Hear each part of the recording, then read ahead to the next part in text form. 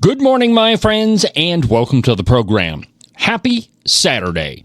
Tomorrow is our first wedding anniversary. So we're going to take a little weekend trip and try to get away from it all. Well, actually, by the time you're listening to this, the weekend extravaganza should be in full swing. What I've got for you this morning is a replay of Open Line Friday from yesterday on Cowboy State Politics Live. It's an interesting episode. We had a couple of callers, and there's a number of different stories I talked about. It's actually a pretty good episode. So, for today's weekend update, here we go.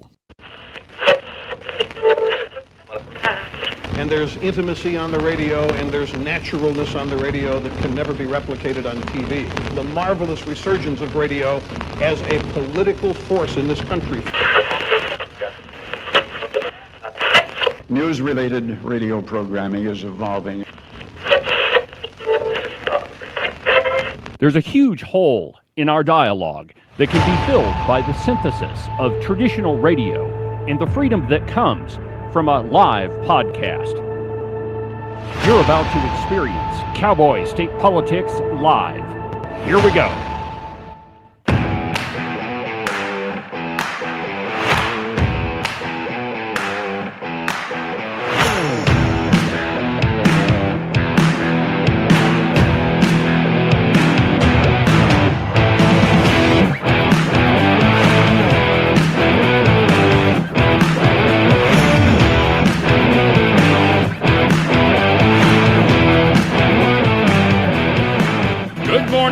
Friends, and welcome to another incredible installment from very high above all the moronic, bombastic twits in the Wyoming mainstream media and elsewhere.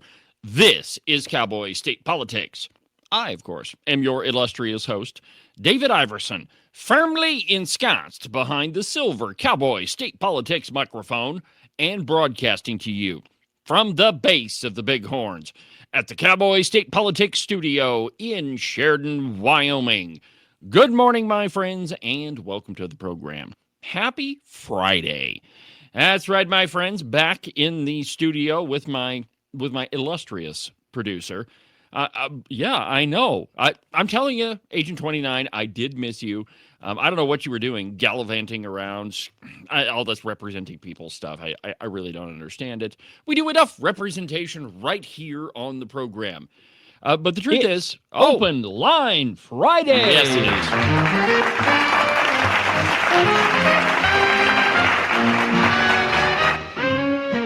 That's right, my friends. Open Line Friday here on Cowboy State Politics.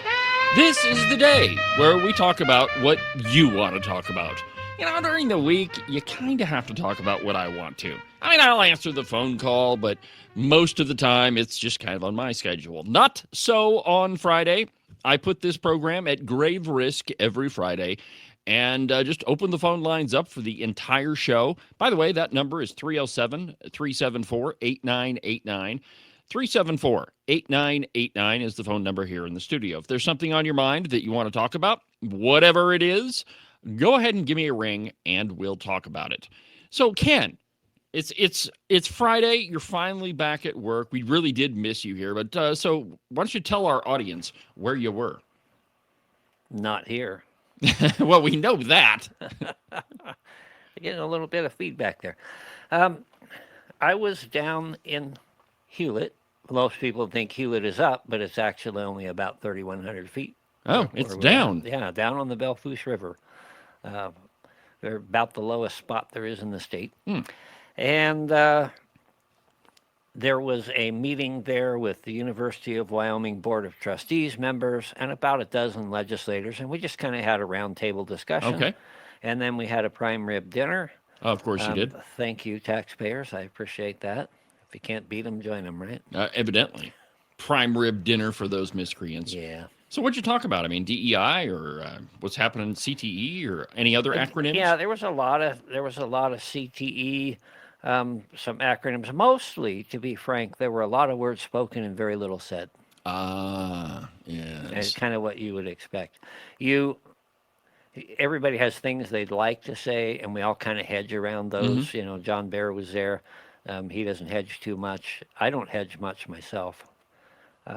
Did they have now? Was it at one time the UW Board of Trustees had an advisory council? You know, there were several different people, members of the community, so-called members of the community. All these people need no advice. Clearly not. No, it is interesting though, because this is the second time I've met with them, and to get to meet a number of the board members.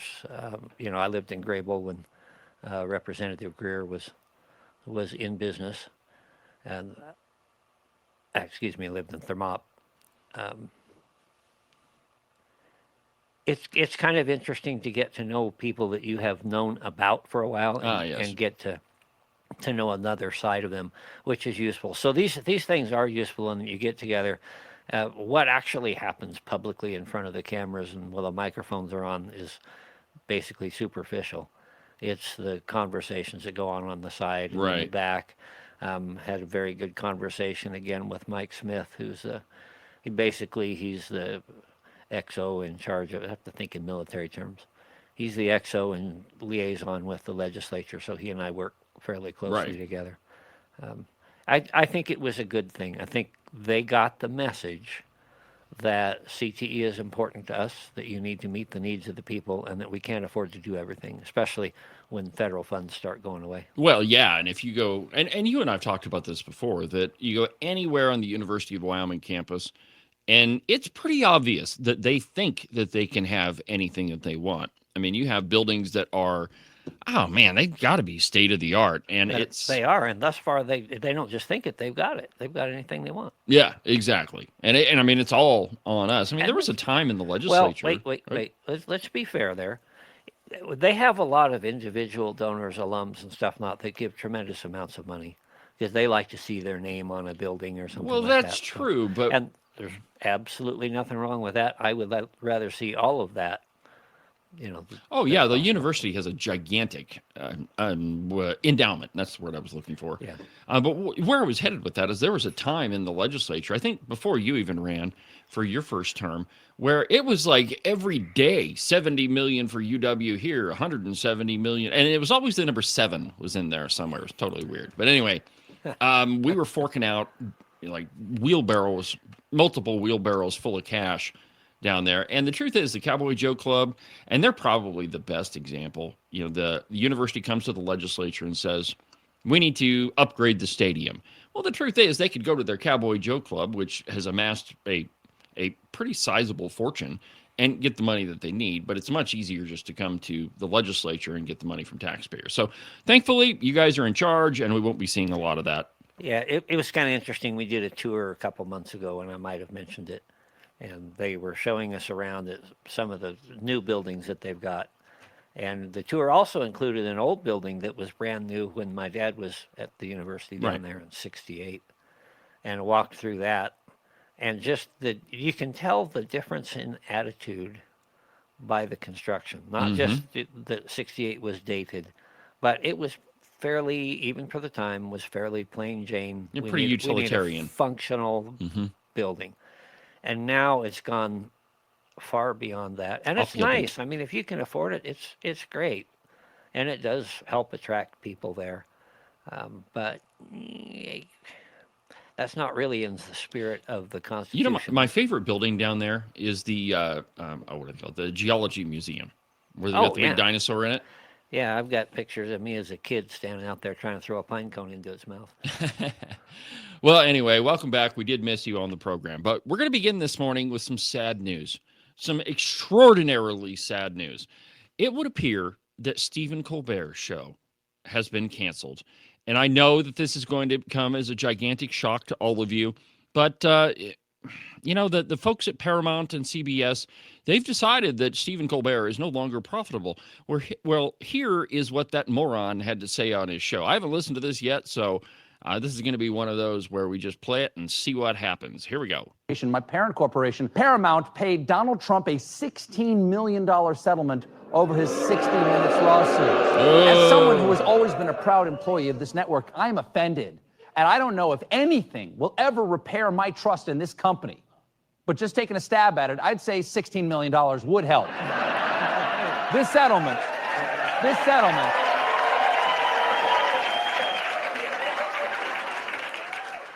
This settlement is for a nuisance lawsuit Trump filed claiming that 60 Minutes deceptively edited their interview with then-candidate Kamala Harris last fall. Paramount knows they could have easily fought it because, in their own words, the lawsuit was completely without merit. And keep in mind, Paramount produced Transformers: Rise of the Beast. They know completely without merit. Now,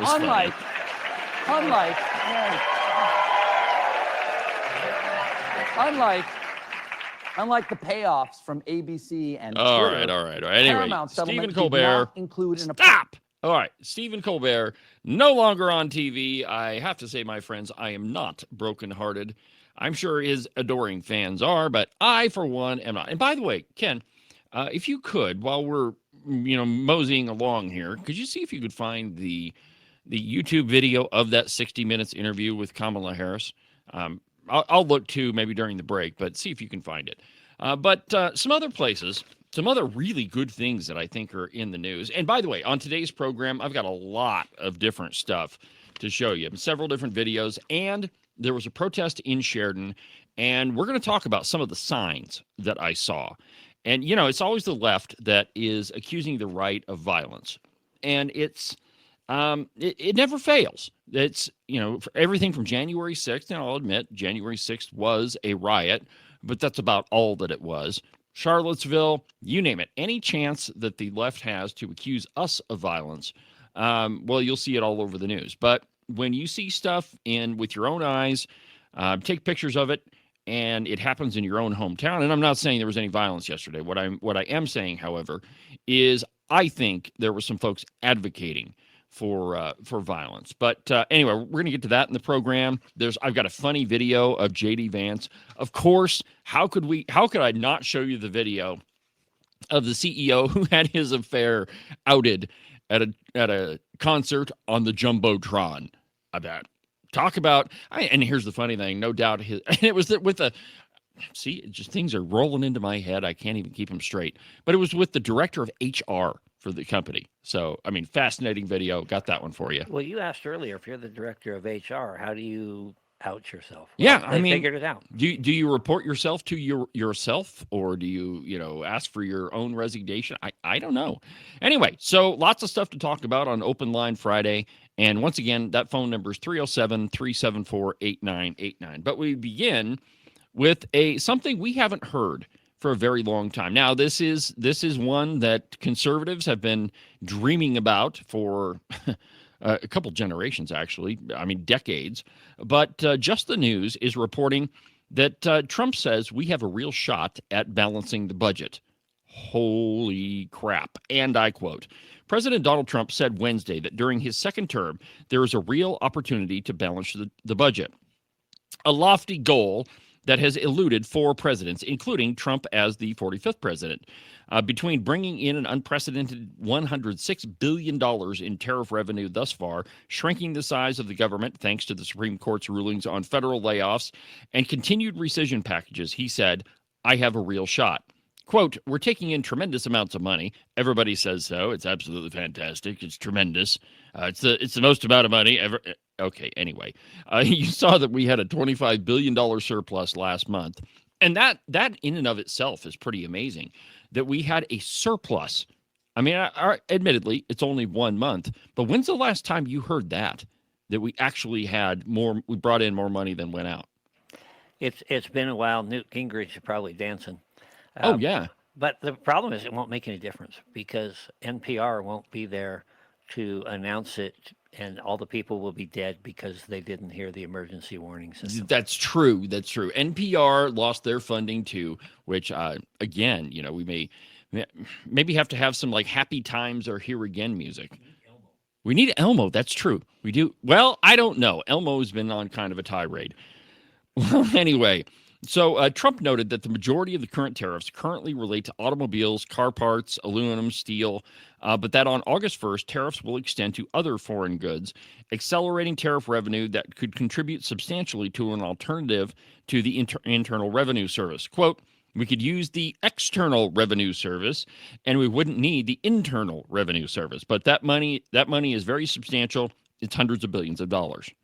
Car parts, what if they're used in artwork? Oh God, you had to bring that up. My friends, everywhere I go in this town, and I do love Sheridan. It's my new home, but I've noticed that there's some artwork that's been cropping up all over the place. And let me just see if I can get you a picture real quick here. But everywhere you go in Sheridan, there's new pieces of art, as if that's the role of government. It's not. By the way, there's this dumb rabbit statue that's downtown, and I actually kind of like it, but we paid $36,000 for that stupid rabbit. The rabbits are doing what rabbits do, and I expect that sometime in 6 months or so we'll go down there and there'll be 30 little rabbit statues. Yeah, no kidding. Well, in this town, there probably will be. There is a statue of a rhino. I do like that. I think it's absolutely appropriate that a bunch of rhinos paid for a rhino statue. All right, so here is, go ahead and throw this up, Ken. This is the statue that has me all pissed off this morning. Those are car bumpers. And this is on the corner of, it's right on Main Street. It's right by Wells Fargo Bank. And what they are, it is a tower of car bumpers. Now, I don't know how this qualifies as art, but somebody evidently thinks that it does. There's another statue in town that is supposed to spell art. If you look at it the right way, it literally says fart. I'm not even joking, my friends. And yet we're paying for all this crap. Yeah, that was an extra $6,000 to have that in there. It was. I'm sure it was. So anyway, my friends, and it never fails, man. I'm in a good mood, and I drive to the studio, and I see something like that, and it just completely upends the rest of my day. And you wonder why the city of Sheridan is facing a budget deficit. Well, it's partially because we spend a whole bunch of money on crap we don't need. And it's, this happens at all levels of government. It's not just at the federal level. I mean, this happens in counties, cities, towns. I mean, it's everywhere. We just spend way too much money on crap that is not part of the role of government in any way, shape, or form. Well, fortunately, though, Donald Trump says we've got a shot at balancing the budget. That's a good thing. Let's see here. This piece ends. Let's see here. Here we go. Quote, in a moment of levity, Trump recalled comments Tuesday from Kenneth Langone, the co-founder of Home Depot, who just months ago called tariffs bullcrap. Of course, he didn't use the word crap. In a course reversal Tuesday, Langone told CNBC's Squawk Box that, quote, look, let me tell you right now, I am sold on Trump. In fact, I'll say this. I think he's got a good shot at going down in history as one of our best presidents ever. Quote, this is a real turnaround because you didn't want to vote for him, Squawk Box co-host Joe Kernan said. Langone responded, I told you the reason. I want to tell you. I'm a believer. What I'm seeing happening is absolutely nothing short of a great thing. I personally think that when the final analysis is done, Trump is going to go down as one of the greatest presidents this country has ever had. And already in his second term, I think that he should have been nominated for at least 2 Nobel Prizes that he earned, by the way, not that were given to him, like the one that was given to Barack Obama for what he might do. It's the most ridiculous load of crap I've ever heard. But definitely 2 Nobel Prizes for sure. He is doing incredible things with the economy. Have you noticed that gas is now under $3 a gallon? Now, that's the first time I saw that, or the last time I saw that, was during the first Trump presidency. Now, again, it's still close to $3 a gallon, but gas prices are coming down. I'm not a conspiracy theorist, but during rodeo week, they were well over $3. Well, yes, I wouldn't suggest that there was any price gouging there. But, if you live in Buffalo, if you've lived in Buffalo or Sheridan for any length of time, you know that there's a couple of things you do definitely before rodeo weekend.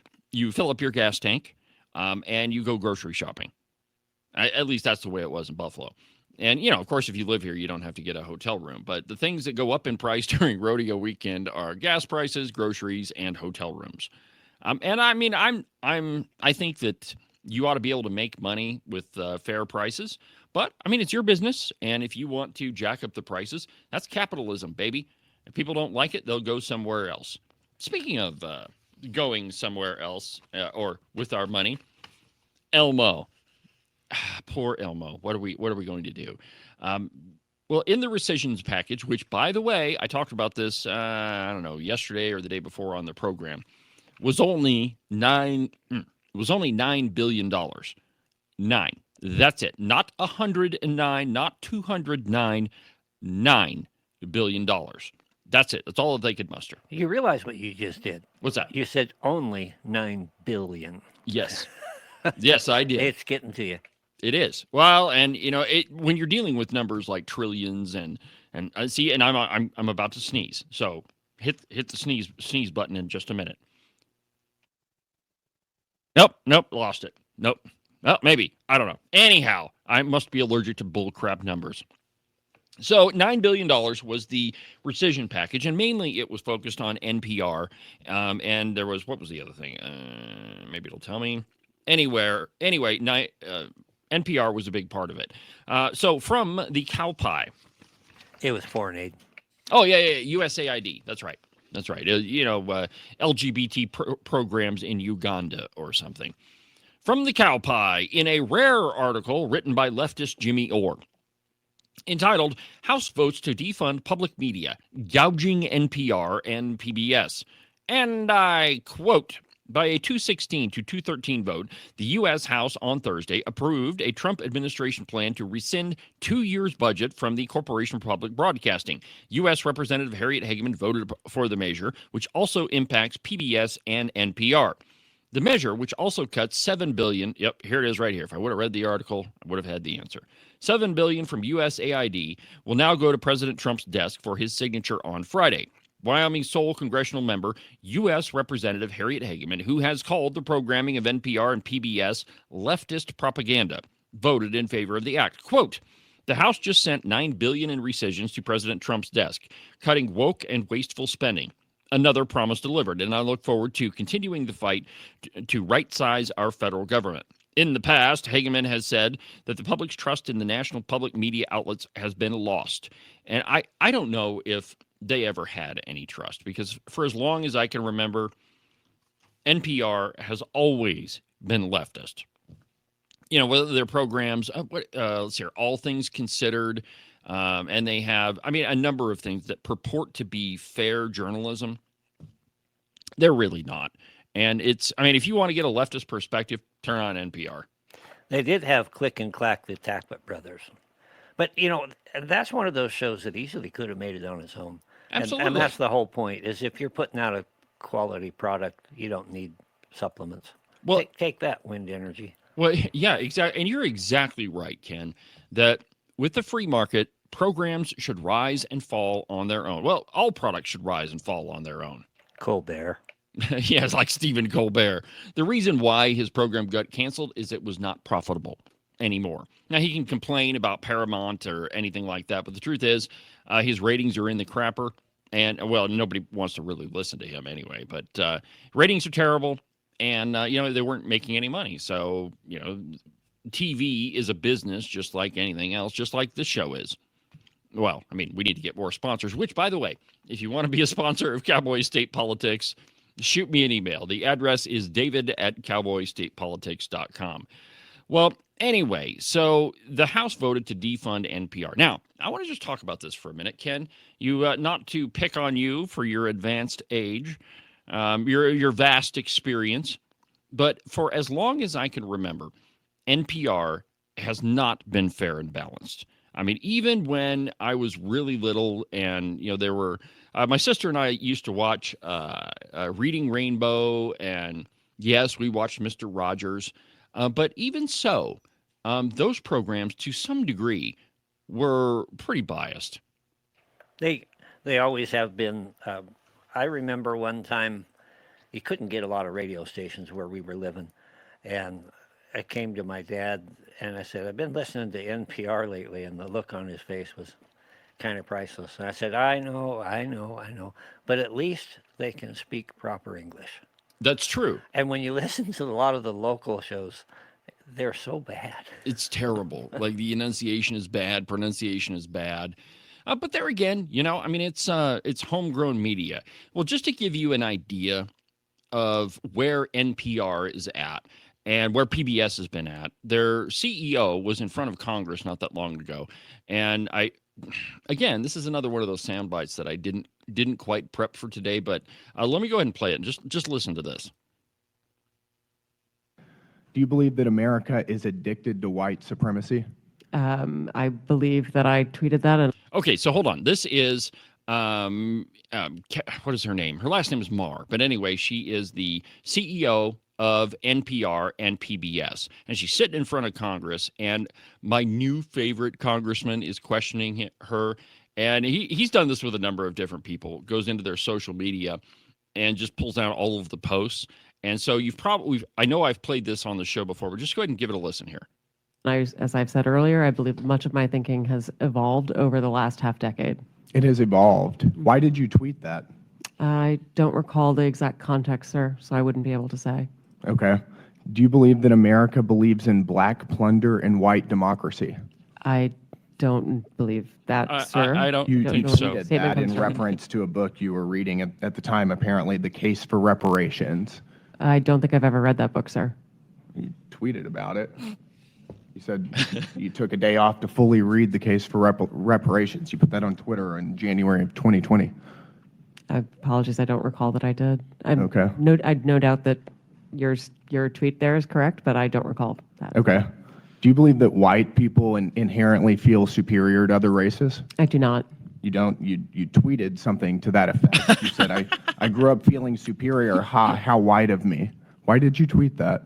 I think I was probably reflecting on what it was to grow up in an environment where I had lots of advantages. It sounds like you're saying that white people feel superior. I don't believe that anybody feels that way, sir. I was just reflecting on my own experiences. Do you think that white people should pay reparations? I have never said that, Here sir. it comes. Yes, you did. You said it in January of 2020. You tweeted, yes, the North, yes, all of us, yes, America, yes, our original collective sin and unpaid debt, yes, reparations, yes, on this day. I don't believe that was a reference to fiscal. And the thing I love about Gilkey is his last name. Anyway, the thing I love about him is he waits. His timing is perfect. Yes, you did. You tweeted that. He's doing exactly something that I endeavor to do, and some other non-disclosed legislators are trying to do the same thing. And it's basically a military tenet. You don't ask a question unless you already know the answer. Exactly. You know, and it's related to trust but verify. Well, yeah. And if you're one of these Congress people, you've got the staff, you've got the all the research powers of anything that you could want, and you should have the answer beforehand. And that's exactly what he does. Holding people accountable, which is exactly what I try to do, what we try to do on this show, and say, hey, here they are. Make up your own mind. Yeah, and that's that soundbite we featured the other day with Rachel. That's what she was doing. She understands, and these people just totally unprepared because they've never been challenged. Well, and that's honestly, Ken, not to toot my own horn, but if you don't toot your own horn, nobody else will. That's one of the reasons why Cowboy State Politics was a success from the very beginning, because all these jokers down in Cheyenne, nobody had ever challenged them. And nobody had ever exposed what they were doing. And it was so easy to catch them saying stupid stuff because the Wyoming media would never report on it. Here's a horn toot for you.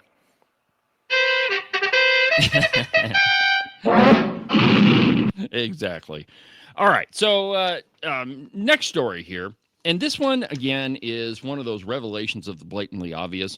But it turns out that D.C. judges are predisposed against the Trump administration.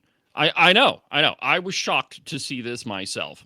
But this is a piece by Margot Cleveland, and it's, again, this is just one of those places where the left absolutely reveals themselves, and they are so unused to, I don't even know if that's a word, they are not used to being exposed. And so they say things in private, and they never expect that those things are going to become public. And I quote, "The Trump administration has been doing its part, but the lower courts remain rabid in their attack of the rule of law." Federal Judge James Boasberg advised, listen to who he was talking in front of, Chief Justice John Roberts.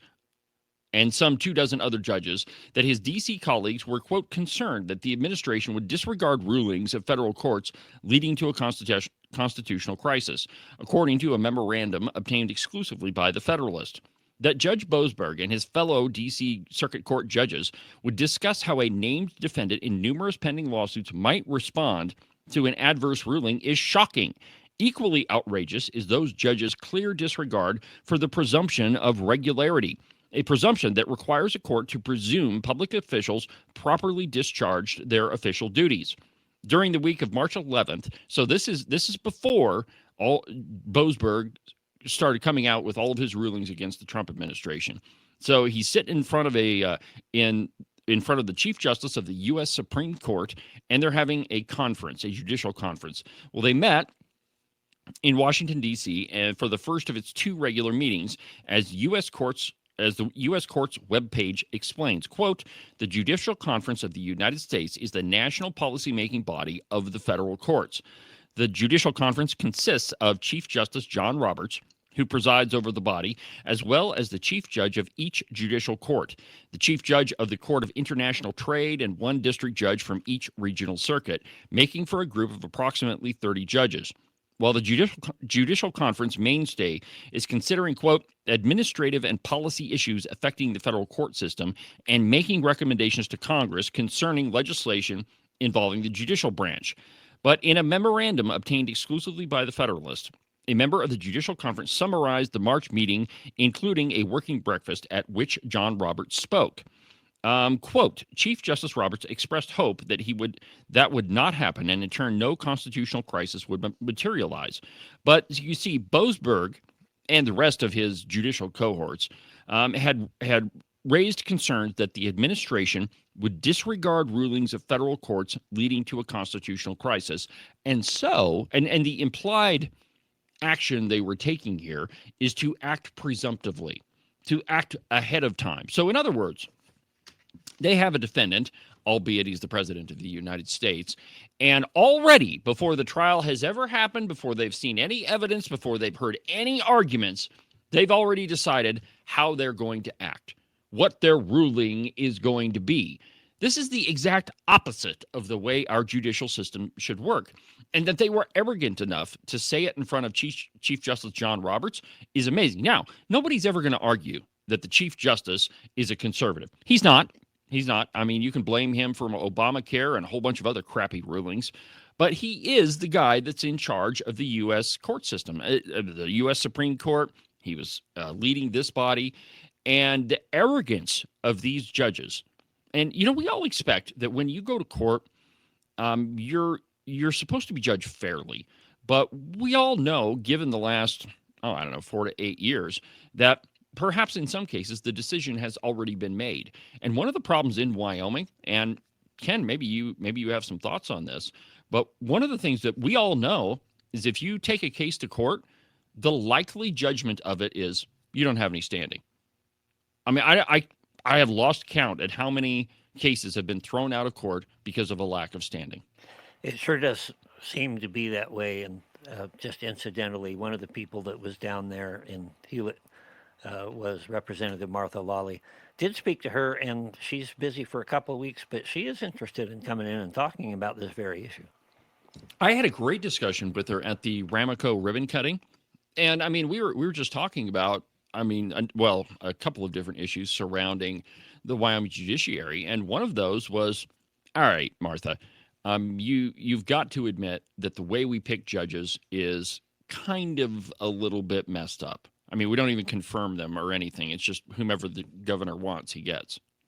Just mentioning for those that may not know, Martha is an attorney. Yes. So that's why her name comes up in this. Yeah, and you know, actually, we had a great discussion, and I think that we both at least decided to have a discussion about, all right, so do we confirm judges? Do we change how judges are selected?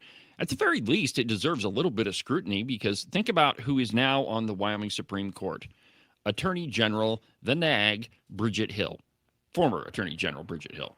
Yeah, and I probably shouldn't say this without consulting her first, but I sat in Kate Fox's office for quite a while she was the head of the Supreme Court as Chief Justice. And, it might be possible she'd come on and throw her side because she has a fairly compelling argument for what they do.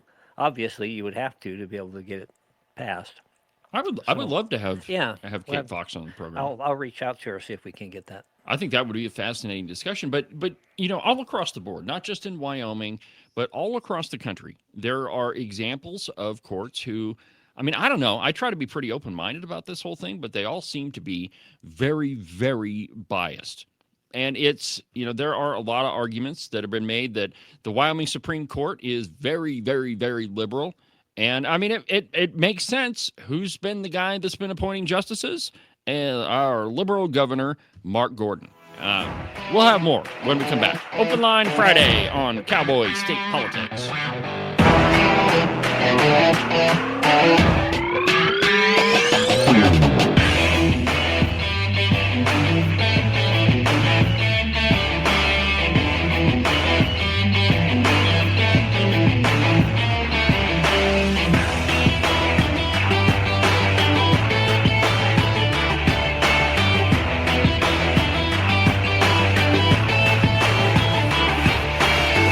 Are you tired of all the meaningless political drivel floating around right now? Endless commentary that really doesn't have anything backing it up? Do you long for the days of true investigative journalism coming from an authoritative source who really doesn't care how popular and apparently good-looking a politician is? Fortunately for you, that's what I do on Cowboy State Politics. New episodes are published every Monday, Wednesday, and Saturday, and you can get them anywhere that you get your podcasts. iHeartRadio, iTunes, TuneIn, really any of them will work. But the easiest way is just to go to the website, cowboystatepolitics.com. There, you can find all of the shows, as well as any of the articles I might bring up during the course of the program. Cowboy State Politics Live, the program you're listening to right now, is broadcast every Tuesday through Friday, beginning at 8 a.m.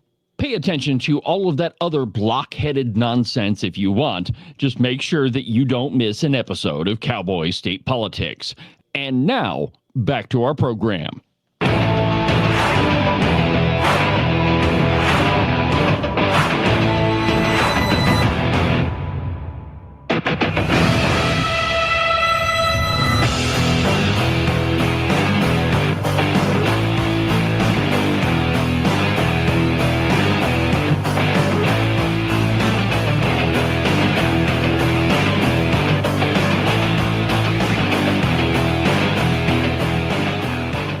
Welcome back to the program, my friends. David Iverson, Cowboy State Politics Live, burning through another busy broadcast day on the program. Doing what I was born to do, my friends, with talent given to me by God himself. Welcome back to the program. It is Open Line Friday on the show. And the phone number here in the studio is 307-374-8989, 307-374-8989. Before the break, we were talking about federal judges, state judges, and how a lot of them seem to be pretty darn biased. Or at the very least, just take Melissa Owens, for example, district judge down in Teton County, and she's had I'm sure this is just a coincidence, but she's been the judge on all of the challenges to the abortion law, except for the one that she kicked back to Natrona County, which is like the only good decision that she's made in a while. But in her ruling on the abortion ban, she literally made up law out of whole cloth in her ruling. It literally says that abortion is health care. That's not the role of the judiciary. The role of the judiciary is to judge facts. That's their job. It's not really to interpret anything. They're supposed to look at the four corners of the law and say, well, it means what it says, and it says what it means, period. And and here's why we think that things are biased. And I personally believe that they are. But there's two competing worldviews about law. One of which is that laws mean what they say, and they say what they mean, period. And the other is that laws are a living document, that it changes with the times. And I absolutely reject that. I think our founders were brilliant. And, I just think it's crazy. So let's go ahead and take a call, and just we'll pick this up on the other side. Welcome to Cowboy State Politics. You're on the air. How are we doing this morning? I'm all right. How are you, David? I'm doing good. Who am I talking to? My name is Jeff. Hey. And go ahead. No, I was just going to say, hey, what's on your mind? I have a number of things. I wrote down some notes here. I got some compliments I want to give you. I like a lot of the content of your show. And I like a lot of the ideas you espouse, but I also wonder where you take how you handle dissenting opinions. I was trying to lead with a compliment there. So well, I appreciate it. What do you got? Criticism, but I don't really hear a lot of criticism on your show. So is that something you invite? You'd like to hear? Sure, yeah, let's hear it. Loaded question. I'm not sure where to start. I guess I often hear you joke about people spending like drunken sailors. Yep. I wonder if that includes Navy sailors. I wonder how far you take ideas like that back to the source of their income. And this is just a seed of a much larger issue, but it's illustrative. Like when you say spend like drunken sailors, do you mean Navy sailors? Well, it's I mean, it's a the way that I use it is it's a well-known old aphorism that, you know, came from Ronald Reagan. You know, they spend like drunken sailors, and then of course he finishes it with, but of course the sailors are spending their own money. But you know, I mean, I think it's just one of those things that, you know, Ronald Reagan said it, and I think that everybody pretty much understands the meaning behind it. You know, of course, I'm not denigrating, you know, any of our service members at all. The truth is that I think they work really hard and they can spend their money however they want. Sure. Yeah. I was unaware of the rest of it, that he modifies it by saying it's their own money. But yeah. Actually, keep going, and I'll look for the soundbite, and I can probably play it for you. But continue. Well, the larger issue though is I find it interesting where anybody draws a line with morality and stuff, because a lot of things can be reasoned to be moral or immoral. But how you call people rhinos, and I'm on board 100% with what you say there. But I guess as far as my personal views, it seems like sometimes you condone things that I wouldn't condone. Such as? For example, like the junk statue, we're on board 100%. The bunker statue there. But then you just kind of you carve out exceptions, I guess. And it seems like you stand for the Constitution, you stand for values, but then you get to a point where like, yeah, but, and then they kind of carve out an exception that I probably wouldn't personally carve out. Like law enforcement is probably a good one. You got an example for me? That's probably a really, oh God, where would I start? But I guess maybe even a better, under that heading, but maybe a better example would be, I found it interesting how people drew the line with the pandemic, wearing masks and that sort of thing. Mm-hmm. That seems obvious to me, and I'm sure we share that. But the idea being there's no science behind it, there's no, you know, it turned from trust the science to trust the scientist. But you look at every other law in the book that would fall into that category. I mean, look at like speeding laws for a really great example. Painting with just a really broad brush, you don't factor in like the weight of the vehicle, many of the conditions. I know they can factor in, and you could go through maybe 99% of the laws in the books, and they're every bit as irrational as wearing masks. And all of those laws aren't enforced by themselves. They require law enforcement. So I see you kind of like get behind the law enforcement wholeheartedly without, when none of those laws, none of those absurd things would ever happen without somebody with a gun, you know, enforcing them. So. Okay, so first thing. That's a good example, I think. All right, okay. So first, let me play for you the Reagan soundbite. It took me a little bit to find it, but I'll play it for you. You should be able to hear it. Here it is. Higher and higher taxes on small businesses, on family farms, and on every working family, so that government may once again grow at the people's expense. You know, we could say they spend like drunken sailors. But that would be unfair to drunken sailors because the sailors are spending their own money. Okay, so clearly what he's saying is that there is a saying that, when sailors come into port, well, they have a good time because they've been out to sea for a long time and they just spend recklessly. But he says, well, they're spending their own money because they earned it. And the difference, and the reason I use that when talking about government, is the government is not spending their own money. The government doesn't have their own money. It's all yours and mine. And it's point taken. Now, let me just address the whole rhinos, redcoats thing. I try really hard to give you some reasoning behind why I make that claim. Right? It's not just I don't like this person, therefore they're a rhino or a redcoat. Almost always, I shouldn't say almost always, but a lot of the time, I can point out. All right, so this person, like Barry Crago, for example. He votes with the Democrats an average of 80% of the time. And where that statistic comes from is from Evidence-Based Wyoming, which is a group that they just track how often you vote with the Democrats versus how often you vote with the Republicans. Or if you look at people like the Senate President, Bo Biden, okay, according to WyoRhino, which they're a little bit different group. They do rate legislators according to how they adhere to the Republican Party platform. Well, he only scored a 60% during this last session. And so what I try to do is give you some reasoning behind it.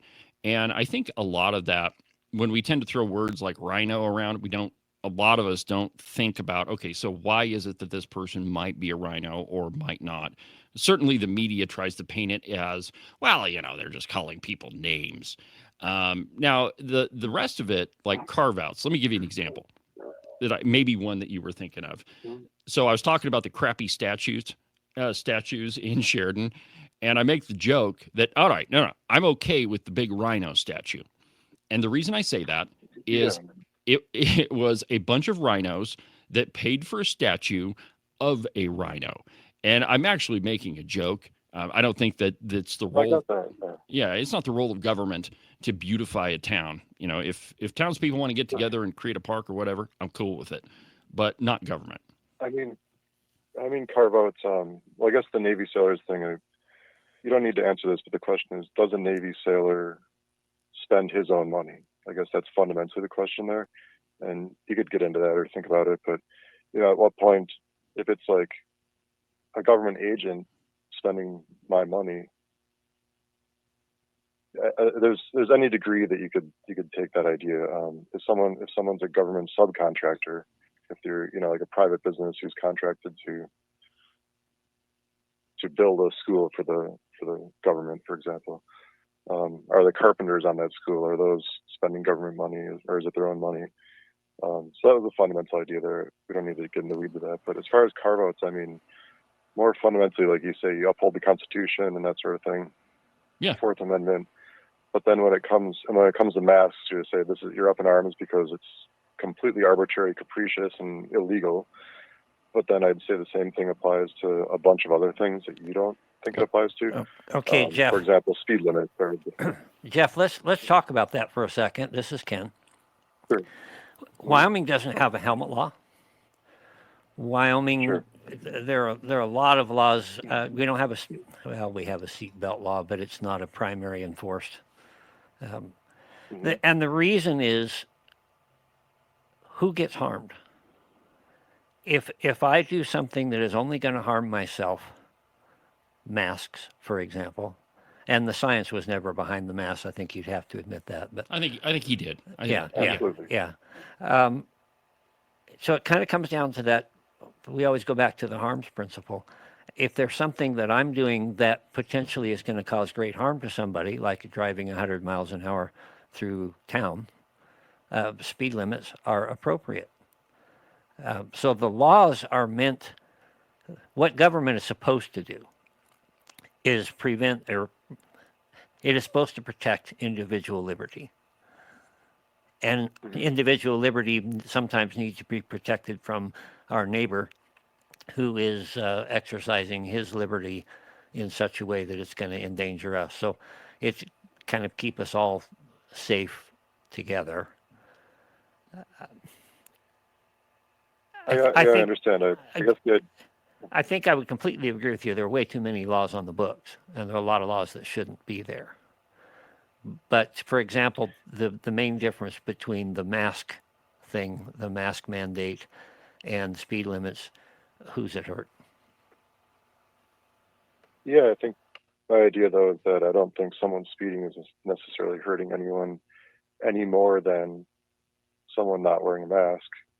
First of all, I don't think there's any scientific basis behind it. I don't think there's any real. It's arbitrary. And I can say that because it contradicts itself. Because whatever standard you apply to like an F-350 towing a 20,000 pound RV, and someone doesn't have a CDL or whatever, let's say a 10,000, whatever. Don't get into the details there, but versus someone on a motorcycle, and you're applying. There is infinitely more threat to the world around them in that person with a 20,000 pound vehicle as a 400 pound motorcycle.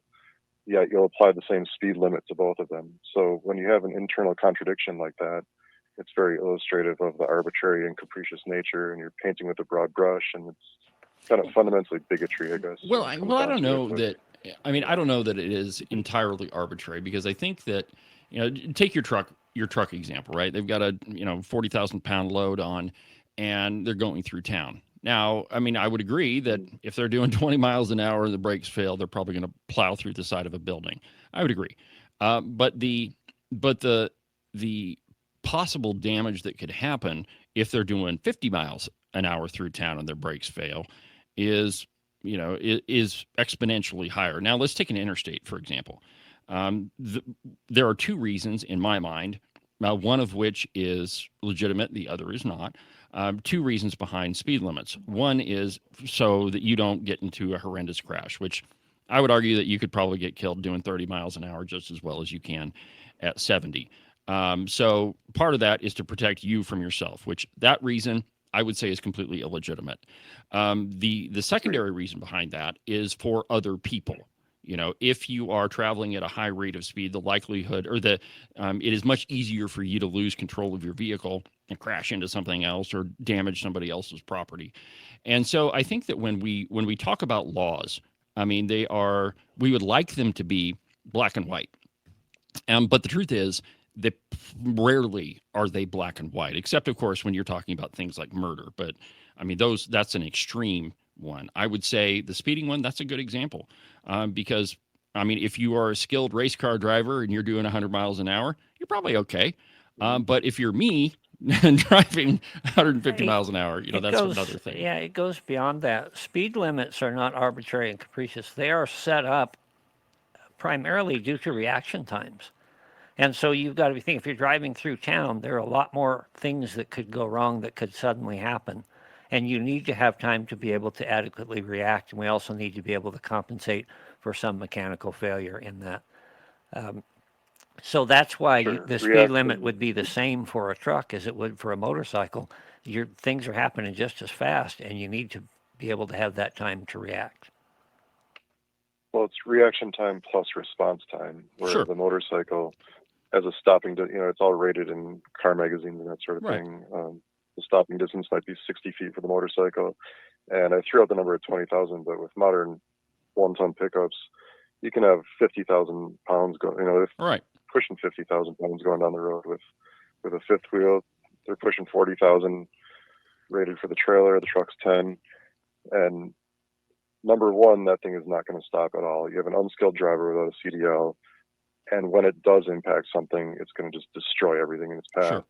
Whereas the motorcycle is the opposite. Like the motorcycle is going to be harmed in the same scenario.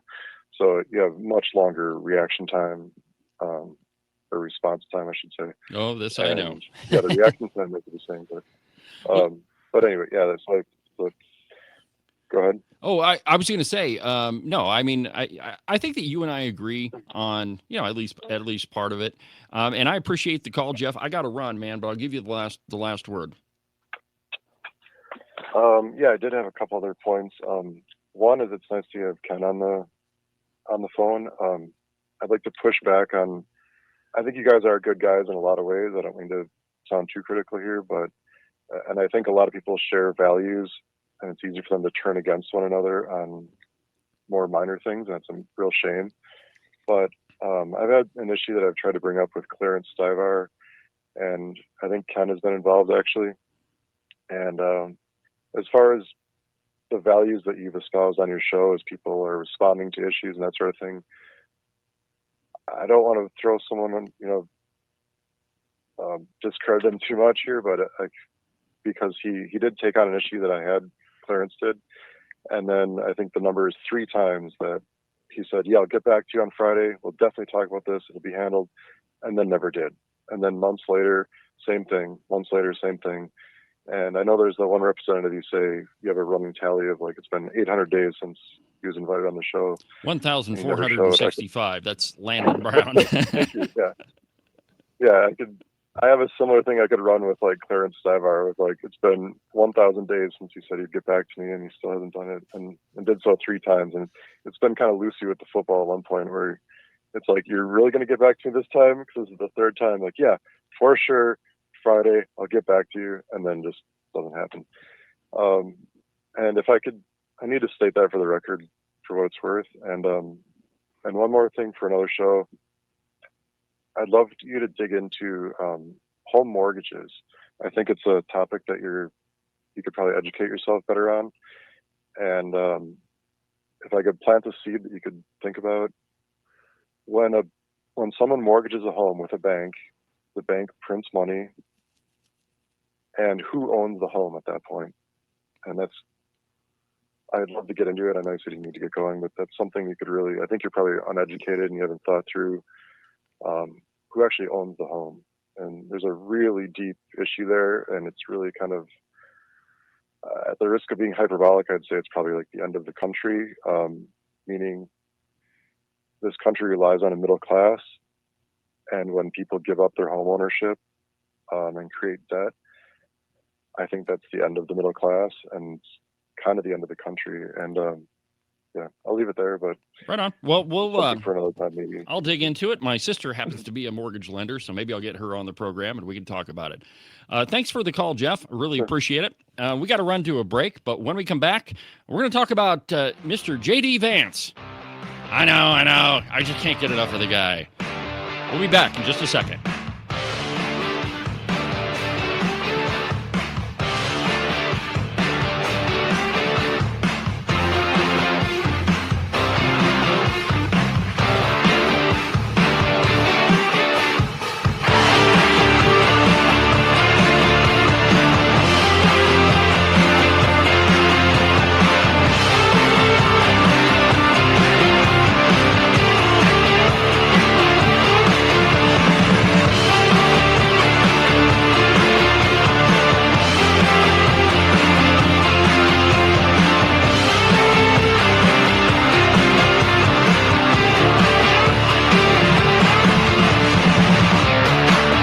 Ever since gold backing was removed from the dollar, the value has dropped significantly over the past few decades.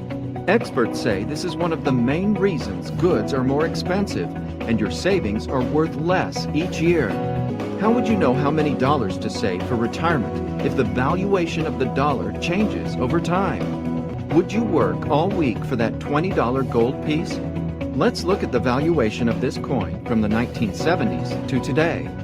When President Nixon took us off the gold standard in 1971, this coin traded for about $275. Today, it trades for about $14,000. Buying and holding rare coins using only a fraction of your portfolio is our suggested way to save for the future.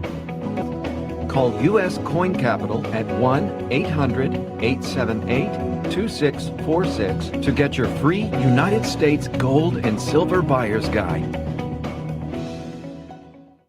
Make sure that you subscribe and follow the Cowboy State Politics podcast. You can do that from the website, cowboystatepolitics.com, or anywhere that you get your podcasts. That way, you'll make sure that you won't miss a single episode of Cowboy State Politics. Welcome to Lessons in Civility by Morton Buildings. Gentlemen, is your garage completely jam-packed full of all of your unnecessary crap? And your lovely wife has been on your tail, nagging you non-stop to clean it out? It's not because she just wants to incessantly irritate you. Chivalry dictates that you should clear out a space so she can park her car inside and you don't end up sleeping on the couch anymore. To do that, contact Nick and Jesse at Morton Buildings. Their phone number is 307-674-2532. Not only are they the experts in metal building construction, they're also skilled at keeping you out of the doghouse. One more time. Their phone number is 307-674-2532, or you can check them out at their website, mortonbuildings.com. This has been Lessons in Civility from Morton Buildings.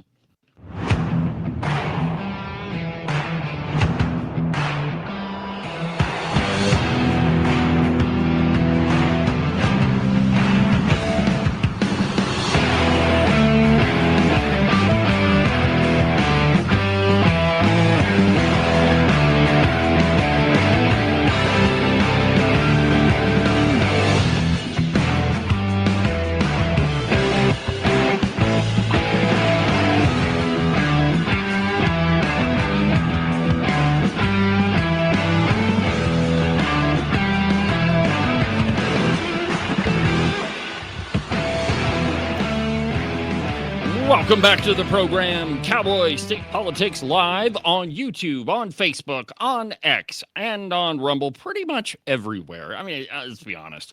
It's pretty hard to avoid me, especially if you're a redcoat. But there again, I mean, maybe that's where most of my listeners come from. Just, redcoats sitting around trying to figure out what I'm going to say next. But let's go ahead and take another call. Representative Clarence Stivar, welcome to the program, my friends. How's it going this morning? Good. Just listened to your program, and my name was mentioned, so I'm going to call in and defend myself. Well, I kind of figured you might. Real interesting. I know who this guy is. I did help him, and when it didn't go the way he thought it should go, he's relentless. I'm sorry that his problem didn't go the way he thought it should go. It was all done legally. And I really hate saying, when you tell somebody, I've done this, you didn't qualify, move on, that he just keeps going. Fair enough. Hey, Clarence, how often... help the guy. No, I totally get it. But I like hearing both sides. So tell me, you've got a pretty big district, and I know Ken has showed me his email box. But how many calls do you get or emails do you get every day? Probably around 60 to 65, maybe more. Yeah. Well, and I know. And then calls I get, this last couple of weeks, I've been on the phone probably half a day. Yeah. Well, fires out. I understand the guy's frustration. I know a lot of people that, they've got a problem and, they're trying to get it resolved. And I mean, I get the frustration and, but I think there's two sides to every story, which is why I'm glad you called in. So how's everything else been going, Clarence? Just working, having fun. Yeah, well, I thought that you retired. I thought I did too, but I think I'm more busy now that I retired than I was when I was working. Fair enough. Hey, so what committees are you sitting on? I know there's interim committees happening all over the place. What have you been working on over the interim? I'm on revenue, looking at that, and then I didn't get any subcommittees or anything like that, but I've been working on looking at the guardianship statutes. They haven't been updated in 30 years, and we have a problem. Okay, what is it? I'll just leave it at that. There's a problem out here that we need to take care of people getting taken advantage of. Okay, fair enough. Well, that's certainly one of your jobs for sure. The whole point in doing what you guys do is to, help out Wyoming citizens and make things better. So glad to hear that. Anything else you got this morning, Clarence? Nope, I just wanted to call and put that out there because Fair it enop kind of irritated me. I imagine it kind of did. I know who he is. All right, Clarence. Well, you have a good day, my friend. I got to run. Hit me up sometime. Yep. We got to do an interview. Yep. How you doing, Ken? I'm very good, Clarence. It's good to hear your voice, and I feel your pain. The emails, the phone calls, and pretending like you're got more spare time now that you're retired. We're in that same boat. Oh yeah, it's fun though. All right, Clarence. You have a good afternoon, my friend. So I just want to like not necessarily push back on you guys, but I do understand Jeff's frustration. I really do. Sometimes, and in Wyoming, it's better than in other places, more populous. I mean, it's pretty easy to get a hold of your elected representative here, but still, I mean, there are some serious things that folks are dealing with.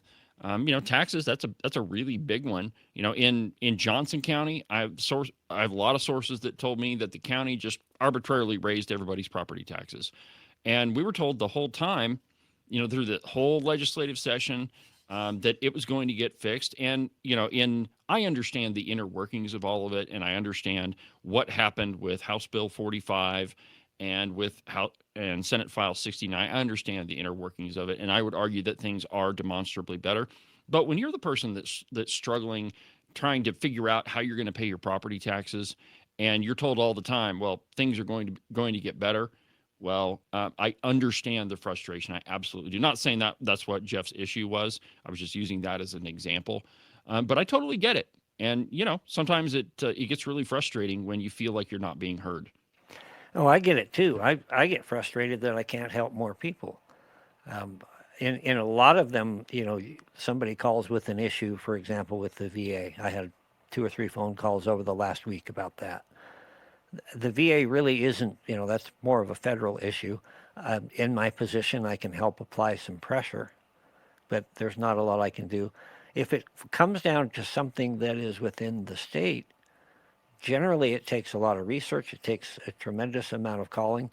We are a citizen legislature. We are supposedly, part-time. And I've said it many times, people say, well, how much time does that gig take? All of it. I go to bed every night with things left undone, with regrets that I couldn't accomplish more. And, like Clarence said, it's fun. It is fun because once in a while you get something done. You get something accomplished. But government's a big thing and it doesn't move easily. Yeah, for sure. But, and it's that's one of the fun parts about doing this show is that I get to, shine some light on a couple of different things. And there's, even on our trip to Jackson, I talked to some folks that are really having a hard time with a number of different things. And so, it's a balancing act, but I appreciate both the perspective of Jeff, appreciate you calling in, and Clarence. I know what you go through, man. So anyway, so let's kind of talk about J.D. Vance. Now, this is fun. J.D. Vance can't believe what the New York Times just printed. And frankly, there's a lot of stuff that the New York Times prints that I can't believe. But this is from the Daily Caller. In an article entitled, "Even J.D. Vance Can't Believe the New York Times Sent Biden Border Bozo to Give Advice." And I quote, "When a building collapses, who do you turn to for advice on structural integrity? Now, if you're the New York Times, you promote the word of the remorseless architect responsible for the rubble. Quote, I was one of Biden's border advisors. Here's how to fix our immigration system." Now, this is not the Babylon Bee, my friends. I am not making this up. This is not some gag that I dreamed up overnight while I was trying to get show prep done. This actually happened. A sincere New York Times headline for a guest essay by Blas Nunez Neto. Now, Nunez Neto was, quote, an assistant secretary for border and immigration policy at the Department of Homeland Security under Joseph Biden. The headline was roundly mocked on X. Quote, I hosted a fire fest. Here's how to run a music festival. This is like an arsonist saying they know how to put out a fire. But there's a really funny video, and Ken, go ahead and play the J.D. Vance video. This is great. Check this out. Maybe. Uh-oh, no sound. Days ago, and I quote, I was one of Biden's border advisors. Here's how to fix our immigration system. What would he know about fixing our immigration system? It was the Biden administration that broke our immigration system, so we've been having a little bit of fun around the office. So the Department of Homeland Security, their take on this was, I was Humpty Dumpty. Here's how to sit on a wall.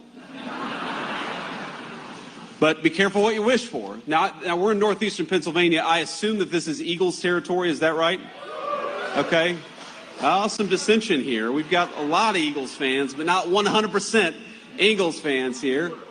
But congratulations, by the way, on last year. But this is what a buddy of mine sent me. He said, I'm a Cincinnati Bengals player. Here's how you win Super Bowls. And that cut a little deep. For the football fans out there will know that was not a cool thing for that guy to say. I'm Humpty Dumpty. Here's how to sit on a wall. But this just shows you how absolutely tone deaf the media is. And you would think that given with what happened in the 2024 election, that the media would have figured out that, you know, the narrative that they're pushing is not resonating with America. But they really don't. They really do think that you're stupid. So the New York Times putting up somebody who worked for Alejandro Mayorkas as an expert on the border is as ridiculous as, I don't even know. I mean, I can't even come up with something dumber than that. We're going to talk to our correspondent, Juan Valdez. Yeah, down on the border. You know, he's working hard to get people across the border. Let's see what he has to say. But it's absolutely tone deaf. By the way, Ken, did you ever find that video of Kamala Harris in 60 Minutes? Maybe. I have a few here. Let me just pull that back up so I can see it. And this is, you know, and this is one, if you've got it. If not, we'll save it for Monday. Okay, I'm gonna throw this up there so you can see what I'm looking at, and you pick one if it's your point. All right, here we go. Oh no, that's my screen. There we go. No, not what I was thinking. All right, so we'll save that one for Monday. Later. But anyway, I mean, it's absolutely ridiculous, and you see this same sort of tone deafness in the Wyoming media too. So, for example, from the Wyoming turkey vulture, this is a great example.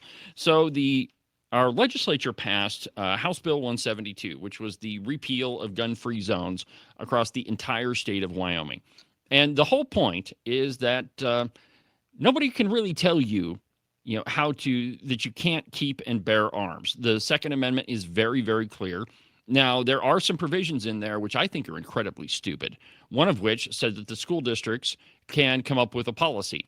Well, of course, these radical school districts, like the one here in Sheridan County, which, by the way, I went to a meeting with some of those teachers, and we have some gun-hating teachers that are employed in Sheridan County. Yeah, we do. The policy, though, is only for employees or people that are working at the school. It's not the public going through. Right. Now, okay, so let's just talk about that for a minute. First, the constituency, the group of people that has the lowest crime rate in the country is people who carry a concealed weapon. And so if the left's argument holds true, that school resource officers make the school safer, well, logically, you would want to have people who have a concealed weapons permit in the school before you would want resource officers, simply because they commit less crimes. Secondly, there has never been a school shooting in a school that has armed staff. So if your motivation, and this is the argument that we hear from teachers all over the place. Well, it's going to be so unsafe. The school is going to be, chock full of guns. People running around with M16s and AR-15s and fully automatic submachine guns. That's the narrative that you hear. The meeting that I went to with all those Sheridan teachers, that's pretty much what they said. And, when I asked them, hey, do you own any guns? Well, no, I wouldn't have any firearms in my house. Well, then you don't know anything what you're talking about at all. I worked for 10 years in a place where everybody was armed. I spent 6 months where everybody's walking around with loaded machine guns, and nobody got shot. Well, I mean, nobody on our side. But my point is that it is hyperbole. It is absolute insanity when you're talking about guns. Well, back to House Bill 172, there's a provision in there, stupidly, that says that school districts can come up with a policy. Of course, they're going to create the most stringent policy possible. Now, it doesn't have anything to do with the general public. In fact, the school can't even ask you if you have a concealed weapons permit. Though, legally, according to the law, if you're going to carry in a government building, a school, a city hall, courthouse, whatever, you have to have a concealed weapons permit. But there are other entities in the state that are absolutely taking this to an extreme and thinking that they, too, can pass policies. Now, there is one line in House Bill 172 that I guess kind of allows like a city council to come up with a policy. But again, it's only for employees. But listen to this crap. From the Turkey Vulture, the Wyoming Tribune Eagle. Laramie County officials adopt concealed carry policy for staff. Allow open carry in county buildings. First, the city council can't tell the general public where they can carry a firearm. That's not in the law. Now, there is one phrase. Then we talked about it before the show, Ken. I don't know if you remember exactly what the phrase was, but it kind of vaguely allows a city council to come up with a policy. And Ken's going to pull it up here real quick so we can get the exact phraseology. But let me just go into the article for a little bit. Quote, since the Wyoming legislature's approval of House Bill 172, Laramie County officials have discussed and passed their own concealed carry policy for county employees and an open carry policy for community members. First of all, they don't get to write policy for the general public, but it continues. The Laramie County Board of Commissioners solidified the county's personnel concealed carry policy at its July 1st meeting. According to a resolution, document an eligible employee or volunteer. Now, this is where I have a real problem with House Bill 172 because it has that word volunteer in there. Anyway, you can carry a concealed carry a firearm on county property as long as they fulfill the eligibility requirements. Quote, it just allows our employees to meet certain criteria to concealed carry, County Commissioner Gunnar Malm told the Wyoming Turkey Vulture, which includes having the appropriate certifications as well as sign a waiver regarding the responsibility for their firearm as it pertains to its concealment on county property and in their role as a county employee. To be eligible, an employee must tell their supervisor they wish to conceal carry and complete a notification and acknowledgement concealed carry form. It is also required that an employee be legally allowed to carry a concealed firearm, and they must have a concealed carry permit. Some of the requirements include keeping the firearm concealed at all times, storing the firearm in a holster or locked storage case, never leaving the firearm unattended unless in its locked storage. Gunnar Malm told the county employees are not required to keep their firearm in a lockbox during work hours. They're allowed to keep it on their person as long as it remains secured and the individual complies with state law. So really, any restriction on the Second Amendment is, in my mind, is absolutely unconstitutional. And I understand that there are provisions in House Bill 172 that I guess the argument was, well, we have to put this in there to get it passed. Well, you can see the results of that, and it's governing bodies thinking that they can pass laws. And here's the problem. State law preempts your local ordinances. Before, we fixed that little problem, and that was, I don't remember the bill number, but that was Dave Kinski, and fixed our preemption statute. Before that, technically, counties and cities could pass their own gun ordinances, and there were some of them that dated back to the late 1800s. There was one in Buffalo, Wyoming that is still on the books that prevents any carrying of firearms within city limits. Of course, they, didn't enforce it, but still on the books. And now we're kind of reverting back to that because you have counties and school districts crafting policy telling you where you can and can't carry a firearm. I mean, it's absolutely wrong. So here's that bill. There we go. Good job. You notice it says nothing in the section shall be construed to, and then look down at Romanet 7. Nothing in the section shall be construed to prohibit a government entity from requiring any employee or student to store firearms within a concealed biometric container or a lockbox.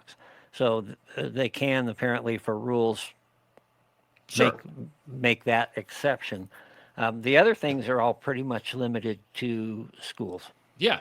So, and that's the passage that I was referring to, that evidently the Laramie County commissioners have taken to an extreme and said, well, now we can craft an entire policy.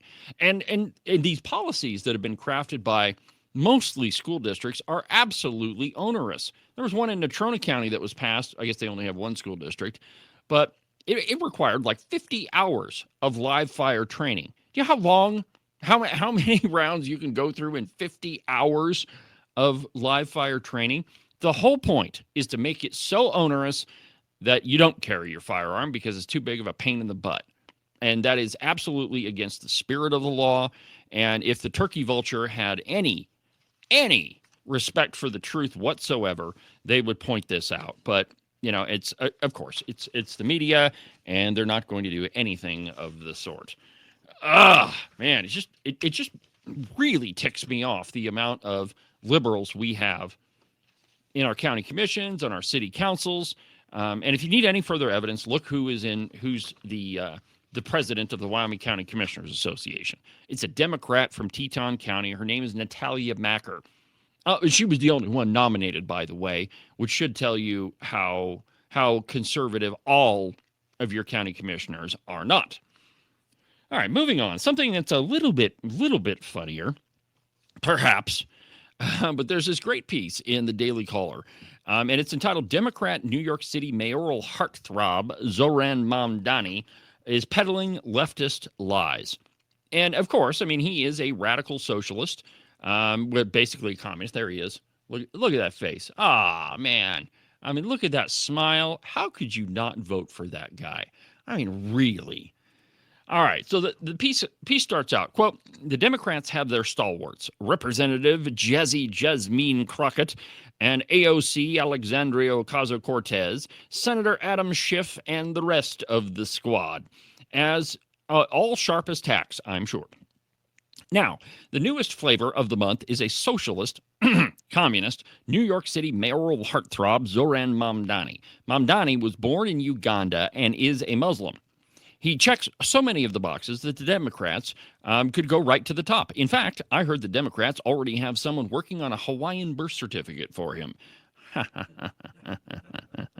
One minor problem: he lied on his college applications to Ivy League schools and other elite colleges, claiming to be black or African. Playing up that whole Uganda thing. I wonder why. Both his mother and father are South Asian, a.k.a. Indian.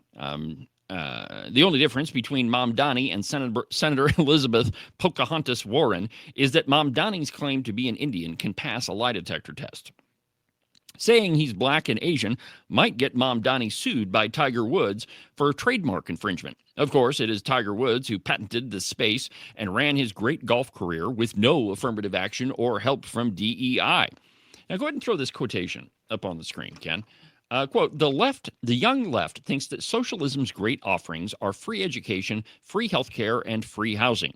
Yet, they are not taught history's clear lesson that socialism's three great failures always end up being breakfast, lunch, and dinner. Socialism replaces capitalism, which requires and rewards hard work. We've raised a generation of kids who are averse to hard work. When they hear free markets, they think that the government pays for them. And that is exactly what this Mamdani character is campaigning on. He's also pro-Palestine, defends calls for the Intifada, supports taking guns and raising taxes on white people. Democrats are playing down his extremist stances.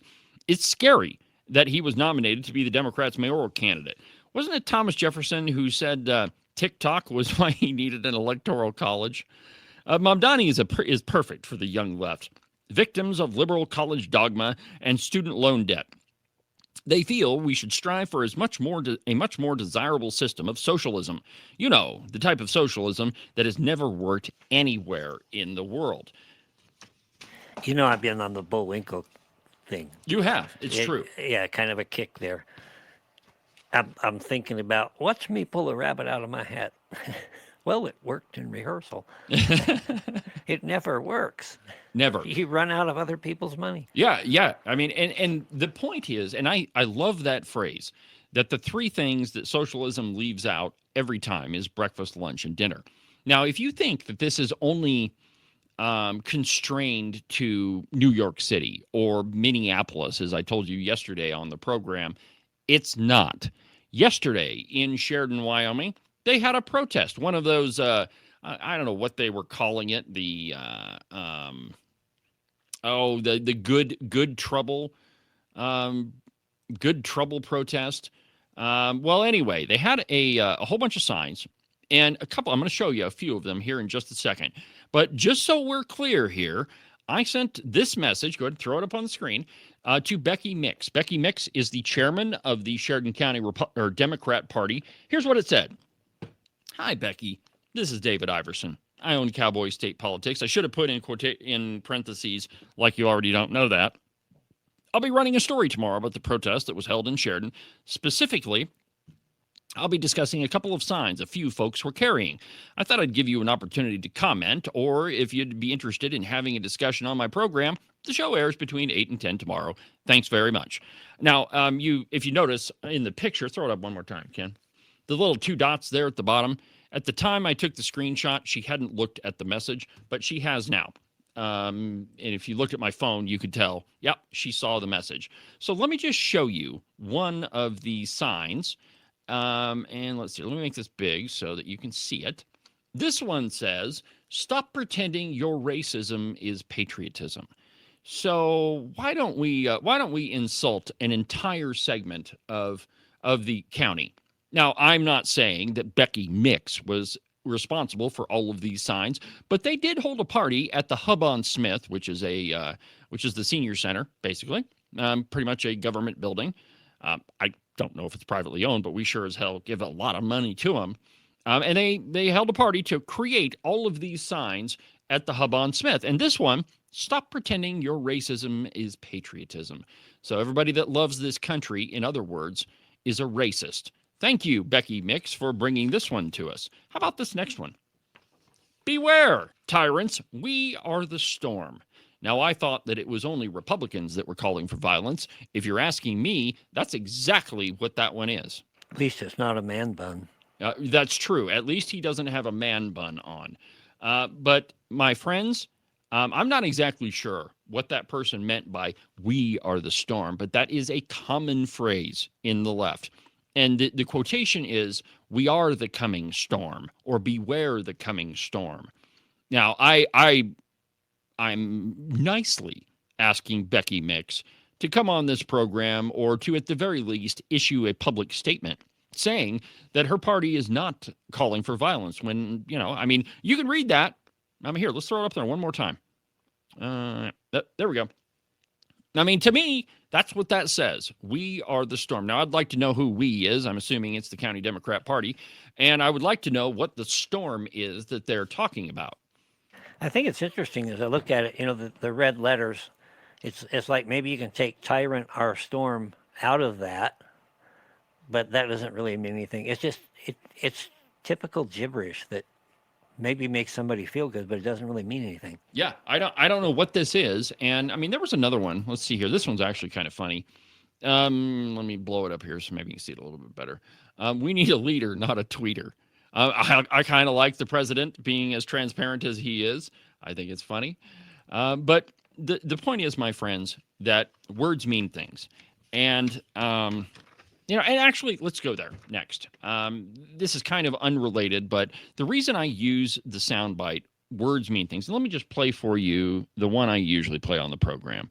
And let's see, here it is. 2 + 2 is 4, not 5 if you want it to be 5. And this is not to be discriminatory. This is to stand up for language. Words mean things. All right, so I just looked at the clock. So let me explain why I use that one all the time. When we come back, I want to play you that whole thing from Rush in context. Took me a while to find it this morning, but I got it. So here's why I use that. Words have power. Word choice is very important. And if you don't believe me, look at how creative the left gets with words all the time. If you watch them, they are all the time adjusting the narrative and changing the definition of words. For example, saying that your patriotism is racism. But the left are masters of words, and they really do have power.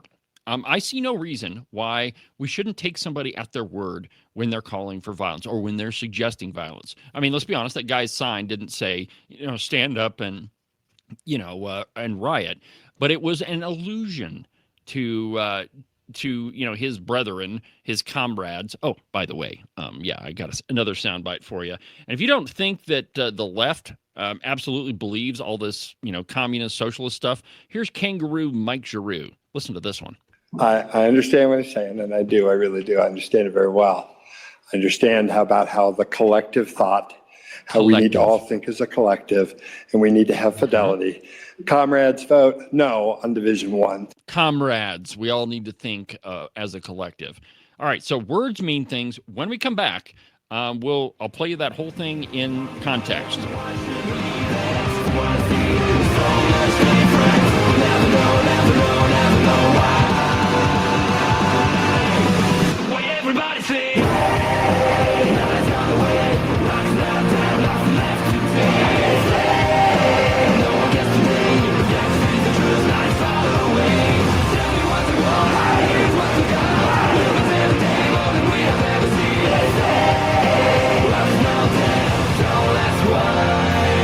It's spring-ish in Wyoming.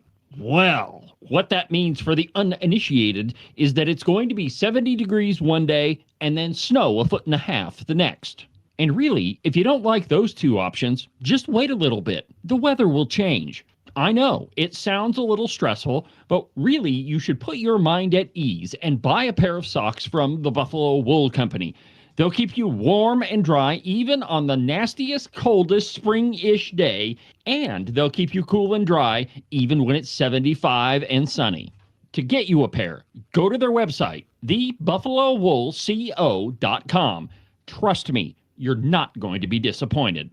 Are you one of those guys that listen to the president just a little bit too closely and now you're tired of winning?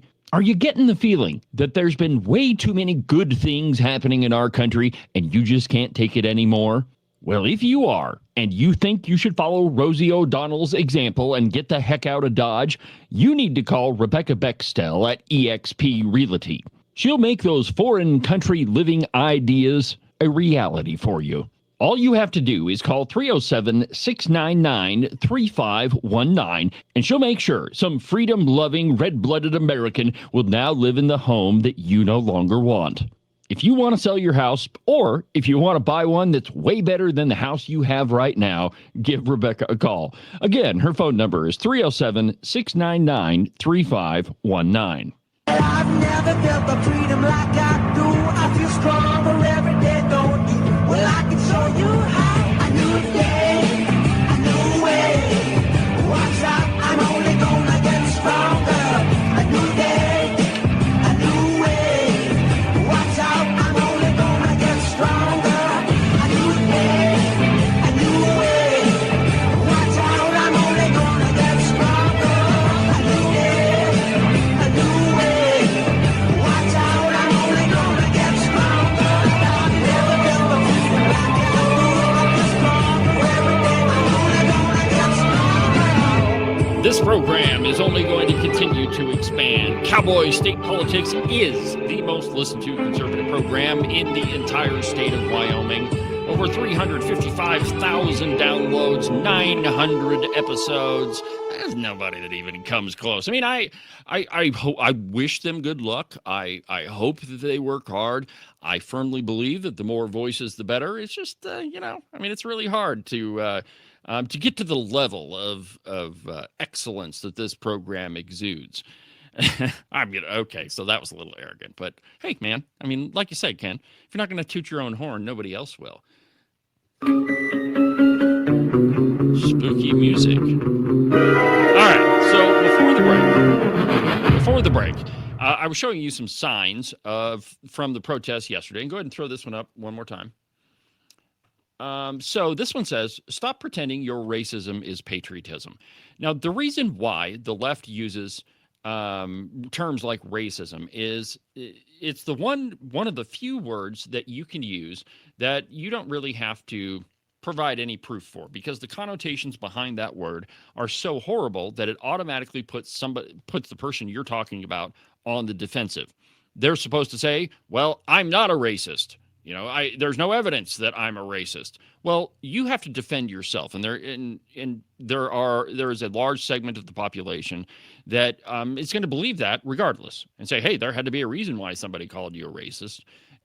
But the left are masters at using words, and right now we are all kind of in the middle, and we're probably at the tail end of this whole pronoun thing. But there's a piece in the Blaze entitled "Louisiana Pastor Fired from Job at Library After Refusing to Use a Person's Preferred Pronouns." And I quote, a Louisiana pastor said he was fired from East Baton Rouge Parish Library after he refused to use a woman's preferred pronouns. Pastor Luke Ash said he was fired over a conversation on July 7th after working as a technician at the library for less than 6 months. That coworker corrected me, said that the person she was training preferred to be called he, and I refused to use those preferred pronouns. Ash described the events in an interview with Tony Perkins on his show, Washington Watch. Quote, I was in a conversation with a coworker about someone he was training, and I didn't use the preferred pronoun.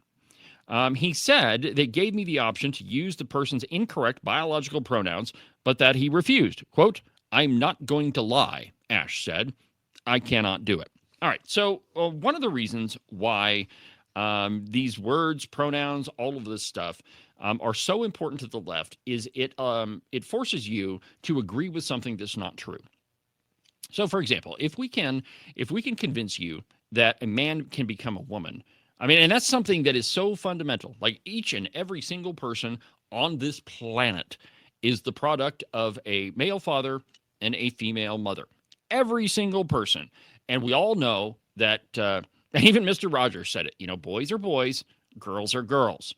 But if the left can convince you that maybe a man can become a woman or a woman can become a man, what else can they convince you of? Perhaps something like, I don't know, that socialism is good, or that we should all work for the betterment of the collective. If you're convinced that men can become women, then certainly that should be an easy one to figure out. This all harkens back to Orwell. It does. 1984, double plus ungood, that sort of thing. But you keep using a phrase that I'm going to take a little objection to. Okay. You say that they're masters at using the words. I think they're masters at abusing the words. Fair enough. And they abuse them to the point where we realize that this really doesn't mean anything anymore. Okay, so yeah, I agree. So they're abusing language.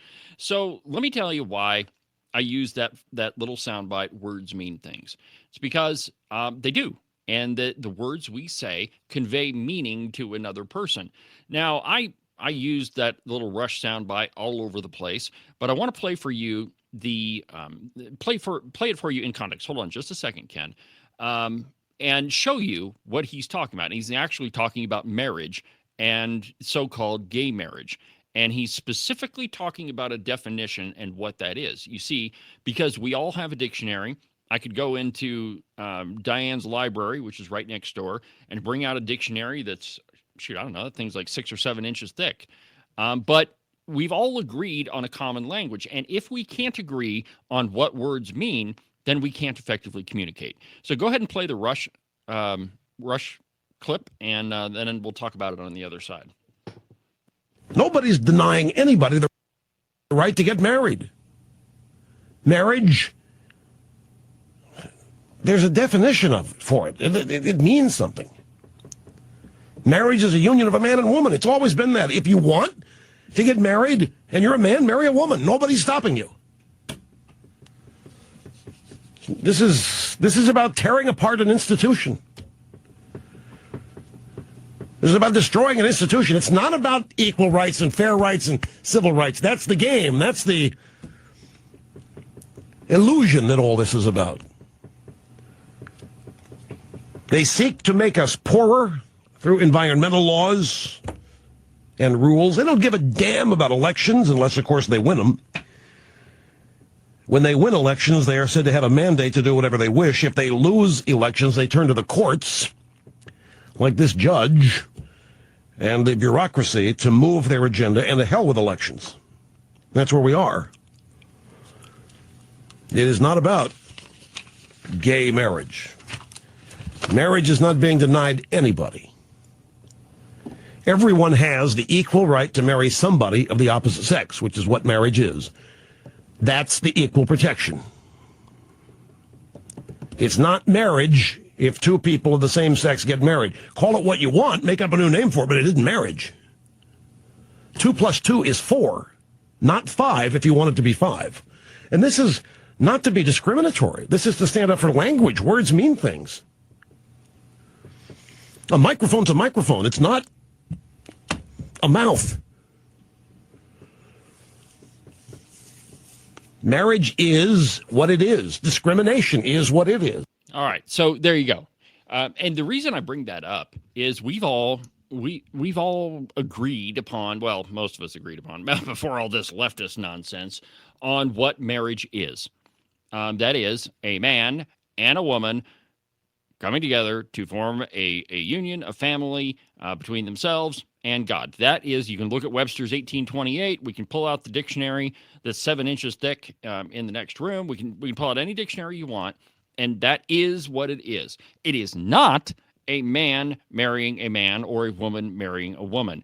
Now, you can, like Rush said, you can make up a name for that, call it something else, but it is not marriage. And when we're watching the news, when we're paying attention to all of these articles, it is so important that we understand and listen to the language and that we're critical of it. For example, we started out the show with this Stephen Colbert moron, and he's saying he got fired because of a lawsuit. No, he didn't get fired because of a lawsuit. He got fired because he's not making any money. And let's just be honest about things. And there's another thing. Let me give you an example here. So another piece, let's see here. This one, I didn't write down where this is from. But the title of the piece is Bernie Sanders spends another $230,000 on private jets to fight the oligarchy. What is an oligarchy? An oligarchy is a rule by many, or rule by a few, rather. A small little group, a committee, whatever you want to call it. Now, remember, they were saying that Trump wants to be a tyrant, right? And the reason that Bernie Sanders is using the word oligarchy is he says that, it's all of these rich people. Keep in mind that Bernie Sanders himself is rich. But anyway, he's trying to tell you that, hey, this is this, benevolent dictatorship that is run by a small group of people, and it's not you, and that's why we have to support socialism. Yet another example of flagrant projection. Absolutely. Look at the Biden administration. That's where I was and going the next. Autobahn. Okay, I'm sorry, I didn't mean to steal your thunder, but yeah, carry on, sir. Thank you. I spent a whole half hour yesterday on the program explaining why the Biden White House really was the very definition of an oligarchy. That is, a committee of people, not one man, not one, a committee running the entire country. That there is a fair argument to be made that that is exactly how this country was run for 4 years. I mean, we can all pretty much agree, and I don't care how far left you are. If you can't agree that Joe Biden was off his rocker and not in possession of his faculties, then you're just not being honest. You're being intellectually dishonest, and you're just lying to yourself. Any person can look at the President Biden and say, that guy didn't know what he was doing. So the country was being run by, maybe it was being run by Jill Biden. Maybe it was being run by her work husband. Who knows? Or maybe just a committee of people, Hunter Biden. Who knows? Who was running the Autopen?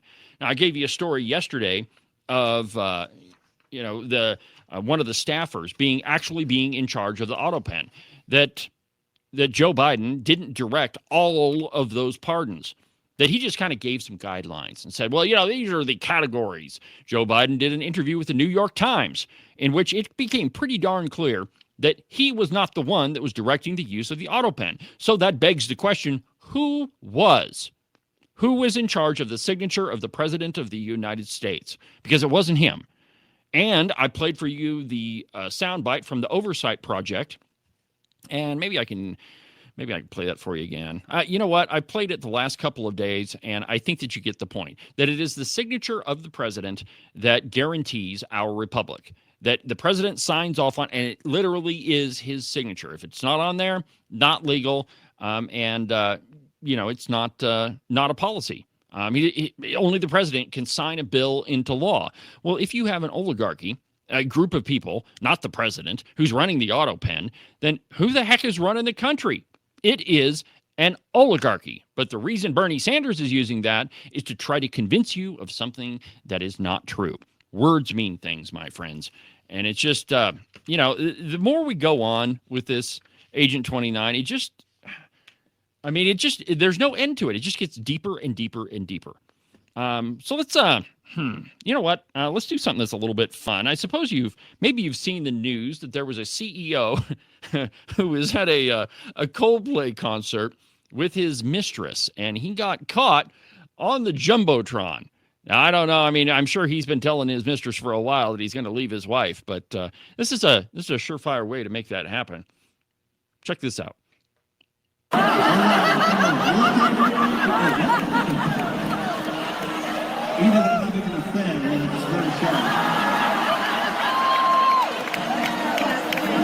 not quite sure what to do. Think we're drunk on you? Yeah. Oh, look at these people. Wow! Caught on the Jumbotron? I'm not quite sure what to do. Think we're drunk on you? Oh, boy. Stop. There we go. Caught on the Jumbotron. Now, how dumb do you have to be to think that you can take your mistress, and you shouldn't have a mistress anyway. It kind of means you're sort of a piece of crap if you're doing that. But take your mistress to a concert, and then you end up on the Jumbotron. Talk about a way of outing yourself. Just absolute hypocrisy. I mean, the arrogance of these people. And here's a question, right? So if you're the head of HR, and that's who that woman was on the Jumbotron, she's the head of HR for this AI company. And so who does she report herself to? I mean, does she report herself to herself, or does she just resign, or who does he report himself to? She doesn't have to report anything now. No, she doesn't. It's pretty much reported. From the Washington Free Beacon, Jill Biden's work husband pleads the fifth in probe of former president's mental fitness. Now, of course he did. Now, and here's the weird thing about the Constitution. You know, you have the right to remain silent.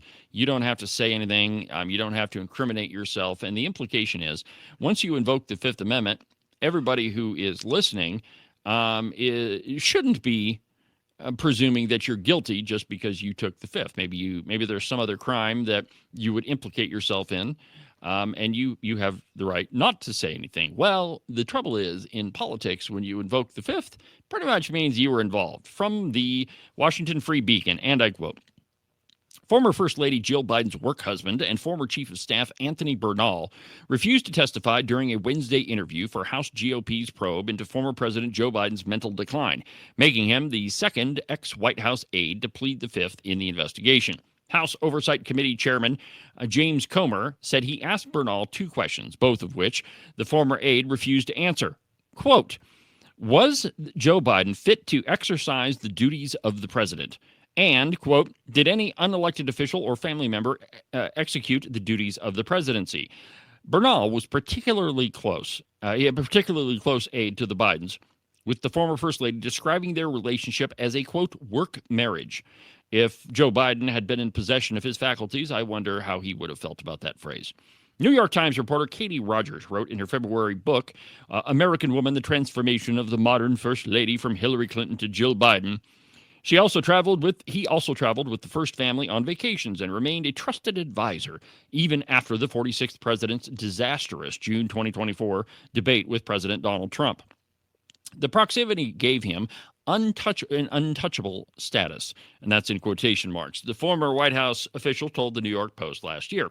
Bernal's refusal to testify solidifies a pattern in the GOP probe. The former president's White House doctor, Kevin O'Connor, also invoked the Fifth Amendment right, as well as the physician-patient privilege during a closed-door July 9th interview. O'Connor gave Biden clean bills of health throughout his term. Clearly a lie. A healthy, quote, a healthy, vigorous 78-year-old male who is fit to successfully execute the duties of the president. Ray Charles could see that that wasn't the truth. And there were so many lies during the Biden presidency. And it's just, I'm so glad. You have this notion that somehow if you're poor, you cannot do it. Poor kids are just as bright and just as talented as white kids. Well, Trump is pursuing a damaging and erratic trade war without any strategy, by the way. This guy is moving to foment hate. He doesn't want to shed light. He wants to generate heat. The funny part is that gaff reel, it's more than 3 minutes long. And I did have a Kamala gaff reel going just in case. Just on the off chance that they stole So them. during Women's History Month, we celebrate and we honor the women who made history throughout history, who saw what could be unburdened by what had been. Prices have gone up, and families and individuals are dealing with the realities of that bread costs more, that gas costs more. And we have to understand what that means. That She doesn't understand what that means at all, nor does Hunter Biden. I know, we haven't heard from him for a while, but in a piece in National Review, a publication that I don't pay too much attention to, but they've got an interesting article. Hunter Biden chalks up Democrat losses in 2024 to disloyalty to his father. It wasn't that his father was absolutely off his rocker or that they had a crappy vice president. By the way, have I told you my theory of vice presidents? You always Democrats always have to hire one that's dumber than they are. So you had, Bill Clinton and Al Gore. And then we had Barack Obama and Joe Biden. And then Joe Biden and Kamala Harris. And who knows who Kamala Harris would have hired? Elmo, Oscar the Grouch, Big Bird. Oscar's actually kind of funny. But Hunter Biden, he chalks up these Democrat losses to disloyalty. And I quote, we're going to fight amongst ourselves for the next 3 years until there's a nominee. And then with the nominee, we better get behind that nominee. I don't know if he's been hanging out with Kamala Harris, but Hunter Biden told that to the DNC chair, Jamie Harrison, in a soon-to-be released interview. Harrison is also launching a podcast. Everybody's got a podcast these days. At Our Table. And the former first son will be featured in one of the first few episodes. The interview is a rare one for Hunter Biden, who has largely stayed out of the public view. I wonder why. I mean, something about doing coke off of the rear end of hookers might have something to do with it, or smoking crack on video. Maybe that might compel somebody to stay out of the public view. But here's what he says. And I'll tell you why we lost the last election. We lost the election because we didn't remain loyal to the leader of our party. That's my position, Hunter Biden asked. We had the advantage of incumbency. We had the advantage of an incredibly successful administration, and the Democrat Party literally melted down. Clearly, Hunter Biden is just as clueless as dear old dad. And, the Democrats as a whole, they are in complete disarray.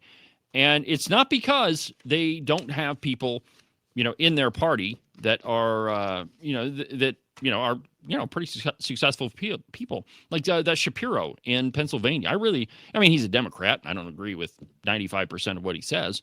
But that guy, well-spoken, way clearer than Kamala Harris, but they wouldn't make him her running mate, probably because he would outshine her. I was just wondering what kind of crease he has in his trousers. Yeah, exactly right.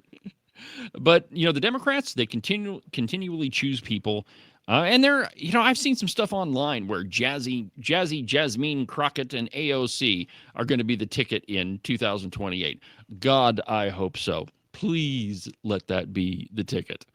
Well, my friends, we've pretty much burned up another busy broadcast day on Open Line Friday. Don't forget about Weekend Update tomorrow on the podcast. It's going to be a great show, so don't forget about that. As always, make sure that you subscribe and follow the program. That way you can be notified every single time there's a brand new episode. But for now, from the base of the Bighorns, at the Cowboy State Politics Studio, I'm David Iverson, and this is Cowboy State Politics. Have a good weekend, my friends. We'll see you Tuesday.